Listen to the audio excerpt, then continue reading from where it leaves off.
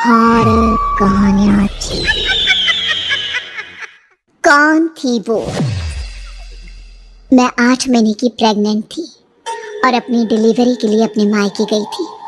माँ ने मुझे फोन पर बताया, घर के पीछे की तरफ जो खाली जमीन थी ना, वहां पर एक नया कमरा बनवा लिया है। इतने सालों के बाद जैसे ही अपने घर में कदम रखा, कुछ अलग सा लगा। माँ, ये घर के पीछे की तरफ नया कमरा बनवाने की क्या जरूरत थी? अरे बेटा, घर के पीछे दूर दूर तक खाली जमीन है। तेरे पापा को कई दिनों से लग रहा था कि यहाँ पर एक कमरा बनवा लेंगे तो ताजा हवा मिल जाया करेगी। अब तो ये सब छोड़ और चल जल्दी से दूध पी ले। माँ, मैं थोड़ी देर में पी लूंगी, आप सो जाओ। मैंने दूध का गिलास उठाकर उस खिड़की में रख दिया। पता नहीं कब आंख लग गई। अचानक से खिड़की के पल्लों के खड़कने की तेज आवाज आई। दूध का गिलास धड़ाम से जमीन पर आ गिरा। जमीन पर गिरते ही दूध का रंग लाल हो चुका था। मैंने खिड़की से झांक कर बाहर देखा। चारों तरफ धुप अंधेरा था।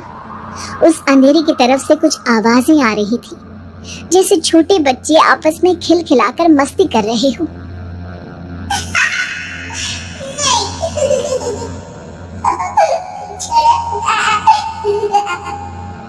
इतनी रात को इतने घनघोर अंधेरे में बच्चों की आवाज कैसे आ रही है?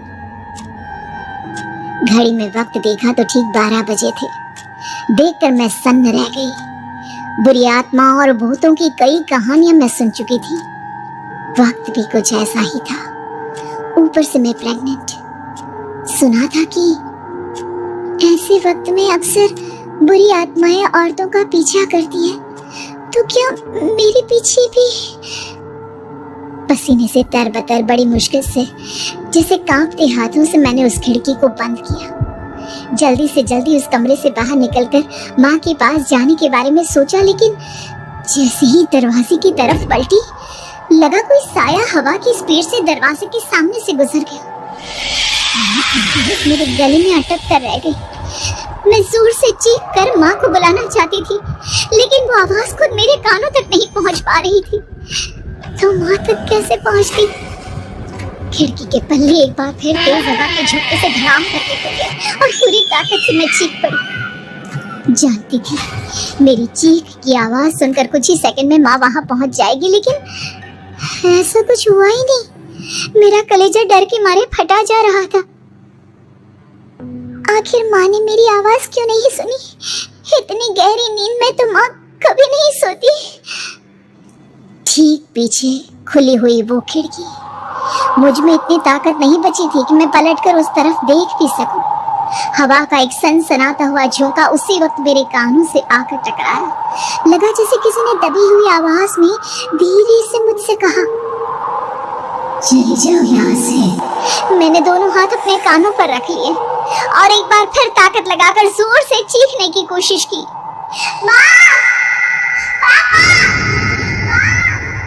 मेरी आवाज उस कमरे की दीवारों से टकराकर वापस मुझे ही सुनाई दे रही थी।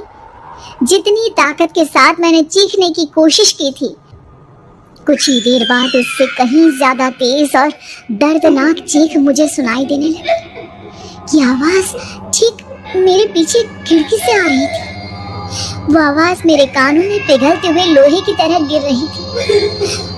उन आवाजों में हैवानियत थी। वो आवाजें किसी इंसान की नहीं है, इतना मैं समझ चुकी थी। कांप रहे हाथों से मैंने अंधेरे में कुछ ढूंढने की कोशिश की। तभी अचानक मेरा हाथ बेड पर रखी टॉर्च पर पड़ा। किसी तरह ताकत लगाकर टॉर्च का बटन ऑन किया, लेकिन ये क्या? सामने दरवाजे पर 3 छोटी लड़कियां खड़ी हुई थी। उनके हाथ में स्टील के चमचमाते हुए चाकू थे। मैं घबराकर लड़खड़ाई और पीछे की तरफ हटी, लेकिन तब तक वो मेरे पास आ चुकी थी। उनकी गर्दन टेढ़ी थी और उनके हाथों के वो चाकू मेरे पेट को निशाना बनाने को तैयार। मैं जोर से चीखी, नहीं, छोड़ दो मेरे बच्चे को, मत मारो, मत मारो, छोड़ दो मेरे बच्चे को।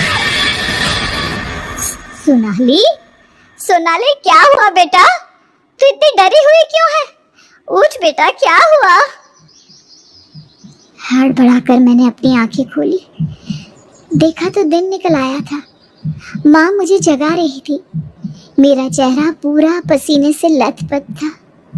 क्या हुआ बेटा, तुमने कोई बुरा सपना देखा क्या? मैं अभी तक अपने पूरे होश में नहीं थी।